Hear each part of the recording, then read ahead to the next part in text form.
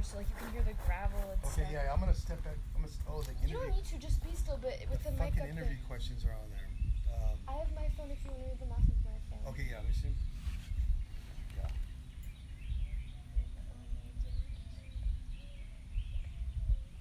Alright, cool. Cool. Alright, brother.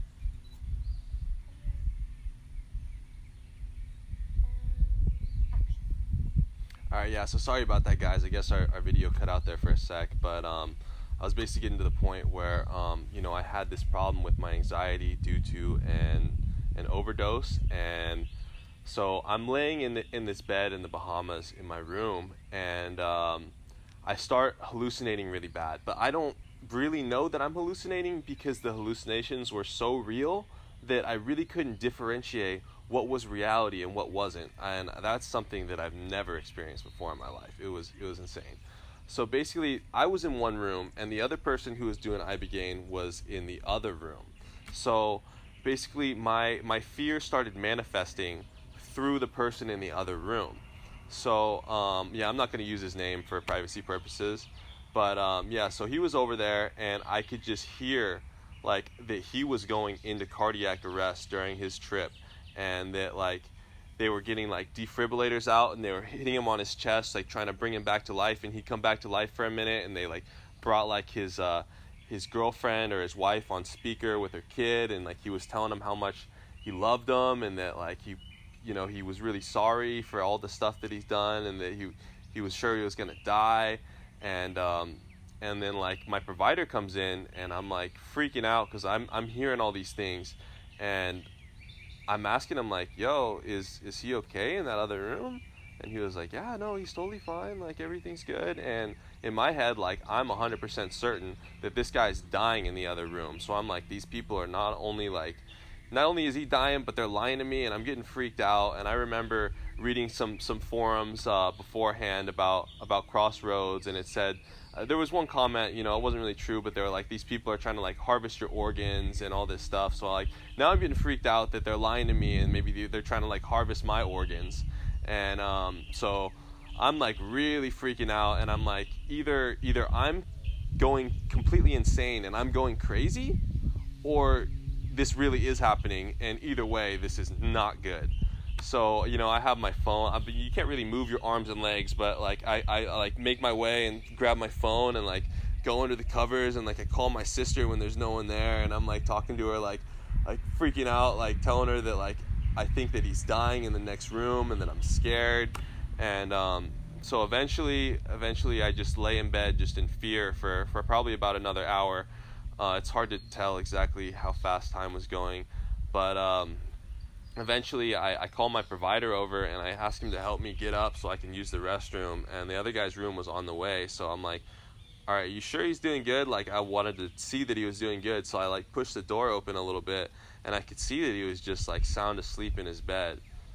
So I mean, that was like a total mental mind fuck for me completely, because I was so sure that he was dying, but he wasn't. So that's where I guess it was total hallucination of the mind.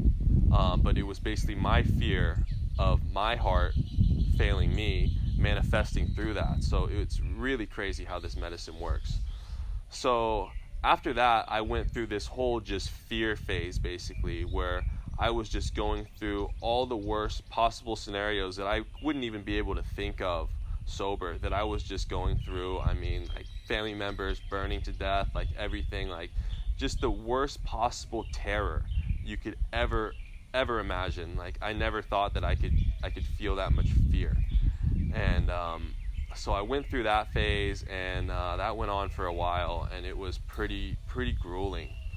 But after that trip was over, I had this weird weird kind of like reset almost in my head, where now it's like I could look at myself from like a third person perspective, and it was almost like I was like a computer programmer, and I was taking my own like traits and attributes. Like I would take like my confidence level, and it was like at a 6, and I'd be able to program it into a 9, and I would take like different memories, and I would like make them bigger and brighter, and I would delete other ones, and I would move other ones up in like a sequence of order. And it was like I was literally being able to program myself, like I was some sort of like android, like being downloaded information, like getting an upgrade. And I was like, wow, like this is what they were talking about, like this is so fucking cool. Like I'm actually like, this is why people do Ibogaine, like because like you actually get to change yourself and reprogram yourself. And I don't think most people see it like I did, but I was actually physically programming myself in my head. So it was really weird. And then I went through this thing where I kind of pressed like a metaphorical enter button after I'd edited everything and gotten everything to where I'd wanted it to be. And then right when I did that, like I felt like this surge basically go like down my spine or up my spine. And I felt like just like lightning was like going through me, and I felt like this rush of energy and like this shock wave that I'd never felt. Like it was literally like I was being charged by lightning. Like I was like someone like plugged me into a supercharger, and it was just going through me, electrifying me. And then after that, it was like I had that shock, and then I felt like these like rainbow bubbles start to fill my skull, and they were just like filling up my skull till my skull was just like full of them. And I guess that was like different like knowledge, like each bubble was like a different thing integrating into my brain. And then like basically like I would have to pop these bubbles by like opening my third eye, and then when my third eye would open, like these things would just start popping and integrating, and more would just flow up through my spine into my brain until it was just like an overload, and it felt like it was just like way too much, and it was completely overwhelming. But they just fucking kept coming, and I just had to keep popping them. And then basically after that was all over and everything was kind of like integrated, I kind of like blacked out and blanked out, where everything just turned white. And I had this feeling like I was completely insane, like 'cause I had a fear also from some really intense trips that I've had, I think, just of losing my mind. So this is when this fear started manifesting, and I knew in my head that I'd gone completely crazy, and that I just had to deal with that. And then I started, like everything was white, and I was kind of just like floating through time and space, and I would start to see like different images, like I'd see like a cow or like an apple, and I would have to like relearn which each and every one of these things were. It was really basic, and really just it was really weird. It was really trippy. So after that went, I kind of came to a little bit, and then I fell back into another trip, and this one was actually really cool for me, because it was basically like I had all my fears and my demons and everything like that, and I started off like a normal like me, and I was physically just like fighting these different demons and these different like dragons and different entities and darknesses and ghosts and shadows and witches and stuff like that. And like with each one that I would defeat, I would become stronger, and it like I would like gain armor and like weapons, and I was like got to this point where I became like a demigod, and I'm just flying with a cape and like smashing through these different dungeons. And I went so far as to surpass through that. And I mean, this was really cool, because I mean, I've always had like little fantasies of being like a hero and stuff, being a kid, and like, you know, Greek mythology of like Odysseus and Hercules, and I felt like that was me in that moment. So it was really cool. And so then I got to the point where like I became like a demigod, and then I kept fighting through all this stuff and kept breaking through these dungeons and these different levels, and then I got to this point where I just appeared in like time and space, and I was like had become the like overlord of the universe, and I started like creating like different planets and galaxies, and just going through and just like modifying time and space and stretching it out. And it was really lonely. It was like I didn't really want to be there. Like I just wanted to be back and be me, but but I couldn't. Like, there was something I had to do, and there was so much responsibility, but I didn't know what to do with it because I had so much freedom with the universe. And the only thing I could think to do was just fill myself up with as much light, like golden light, as possible, and just harness that energy and just spread it out in every single direction possible. So I'm just like emanating, like shooting light, radiating from my entire body. And then all of a sudden, like, I went and I was like laying down on like a table or like some sort of like stone, like almost like what you'd imagine like in like Roman times they would lay someone down on before like they put those coins on their eyes. Like, saw myself laying down on one of those, and for some reason I just knew in my head I had to, like, the last thing I had to do was like separate my soul from my body, and I had to pull my soul out from my corpse. And so I literally just like pulled my spirit out of my own body, and I'm like looking at myself, and then I started just like floating through time and space, and just kind of just like hovering, looking down at the earth and the stars and everything. And that was when I finally came to and like really got out of my trip. And I was just like, whoa, holy fuck. And I looked at the clock, and 23.5 hours had passed by, and it was just insane. I mean, and when I first initially got out of this, like, I felt great. Like, after fighting through all those demons and stuff, I felt like I was just like the ultimate champion. Like, I felt so strong. And then all of a sudden, like, this really intense depression started to hit, and I didn't really research that much about the gray day. But there's this thing called the gray day afterwards, where it's like, before you actually get to fall asleep again, you're still going to have that Ibogaine in your system, and you're going to be processing everything you went through. That thing sucks all the nutrients out of your body. Like, it's like the worst hangover you've ever experienced times 100 with depression. And I just started to really like feel suicidal completely. Like, I really wanted to kill myself, and I felt like a lust for like blood almost. Like, every time I saw like a fork or a knife or anything like that, like, my hand would shake, and I just like felt like I would, like, this thing made me like a murderer, and that I was gonna hurt someone, or someone was gonna hurt me, and I couldn't talk about it. Like, every time I saw something that was like cement, I just had the urge to just like bash my face against it until I just killed myself and I was dead. And I've never had a feeling like that ever in my life, but I was completely 100% suicidal. And my provider wanted to talk to me.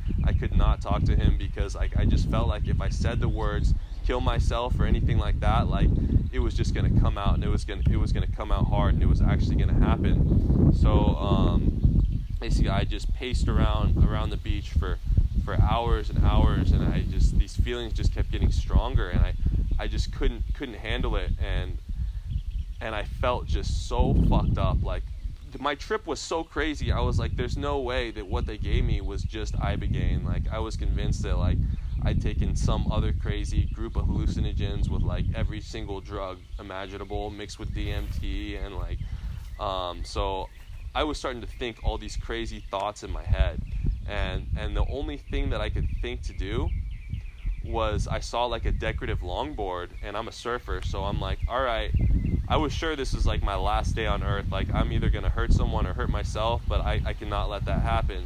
So I'm gonna take this longboard, and I'm just gonna paddle out to the middle of the ocean, and if I die, I'm gonna die like with no blood on my hands, and I'm just gonna float out into the abyss, you know. So I paddle on this longboard, and I brought my phone with me, and I put it on the center of the board right in front of me. And as I'm paddling out, I call my sister, and I call my mom, and I call my grandma, and I put them all on a 3-way call on speaker, and I'm just telling them how sorry I am, and that nothing was their fault, and that I love them. And I just was trying to tell them how much I loved them, and that I was really sorry, but this was going to be my last day on earth, that like I was going to die, and I was 100% certain I was going to die, and all I wanted was for them to know that I loved them. And I'm paddling around, and I'm floating out there for a long time. It'd probably been about 3 hours that I'm on the phone with them, and I'm just paddling out into nowhere in the middle of the Bahamas. And you know, I'm starting to see all these different sea creatures underneath me, and you know, I'm seeing like turtles, like huge turtles and crabs and lobsters and everything. I was still hallucinating a little bit. Like I was still hearing the music loop in the back of my head, and there were things that I couldn't get out of my head. But I knew these animals and stuff I was seeing were real. And then I looked up in the clouds, and it was like the most beautiful day. And like some of this fear and stuff started to fade away a little bit. And just from me repeating the words "I love you" over and over and over to the people that I loved, I started to feel a little bit euphoric. And I was looking at the beautiful scenery, and for a minute there, I was pretty sure that I was dead and that I was actually in heaven at this time, and that was going to be my eternity, and I was totally okay with that. But my mom, she kept telling me, she was like, you got to fight. Like, you have to fight. Like, you did the right thing by paddling out there, and you just need to stay alive, you know? So I keep paddling, and at this point, it's been about 5 hours. Like, I am extremely sunburnt in a lot of places, just burnt up, scorched, so dehydrated. And I just know that if I'm gonna live, like I need some water. So I saw like a shore, and I paddled ashore, and I found like a styrofoam cup, and I start running around all the Bohemian locals, like still with not full like ability to move my arms and legs. So I'm like waddling around with this styrofoam cup in my hand, just asking locals for some water. And I get a little bit of water, and then I'm freaked out at this point. At this point, I'm still kind of like thinking that they drugged me with something that wasn't Ibogaine, and that they had like some different intentions and stuff, because I was not thinking clearly in my head at this point whatsoever.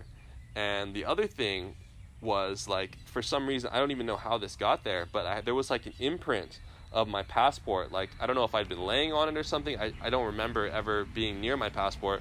But there was an imprint of my passport on my forearm, and I know it was real because I talked to a local. I was like, "Do you see this?" Like, and it was there. So I'm like, "All right, this is fucking weird. Like, maybe they like did some weird shit to me, and they're gonna ship me off to Russia with my passport like photo on my arm, like to do some weird shit. Like maybe they did some brainwashing stuff.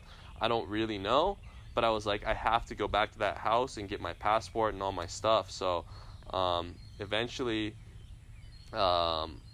This is after wandering around the streets barefoot for like 12 miles of walking around.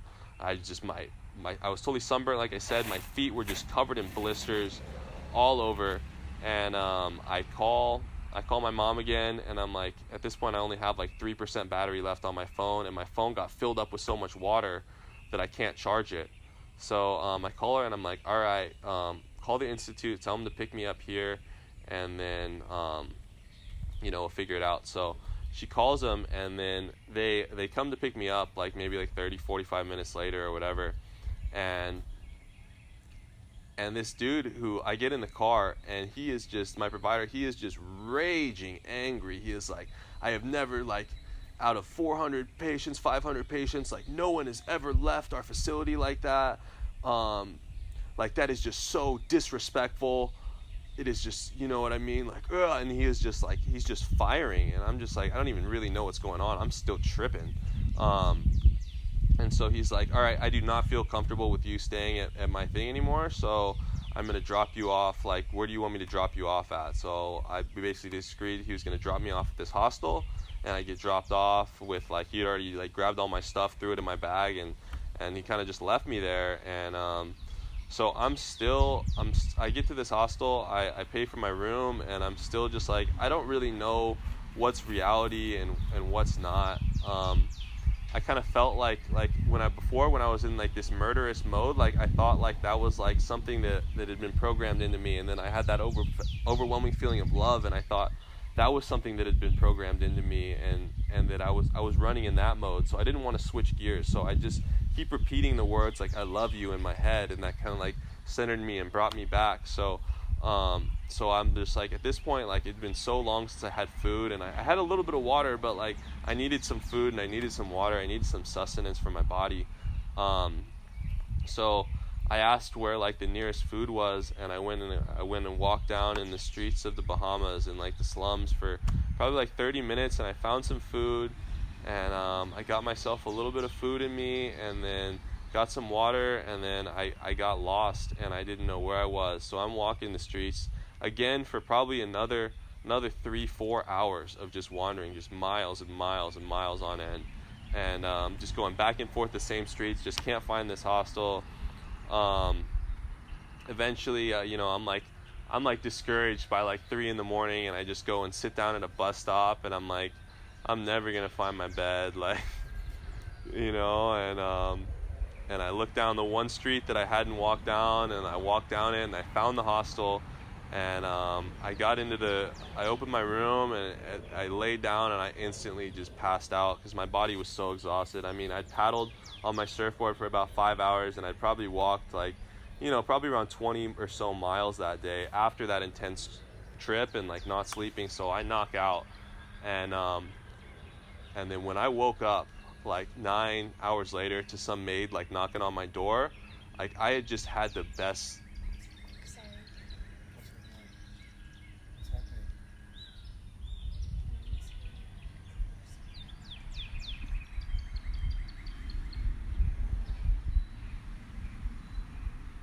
Alright, well, so what I'm going to do is we're going to finish up right here, kind of finish with that experience. We're going to like link, and we can, these pauses, we can edit to where it works fine. Yeah. And then we're going to get to like the aftercare questions. So what we're going to do is like correlate it for like one full length thing that would be good. Yeah. And then these questions, what we're going to do is it be thorough and like to the point.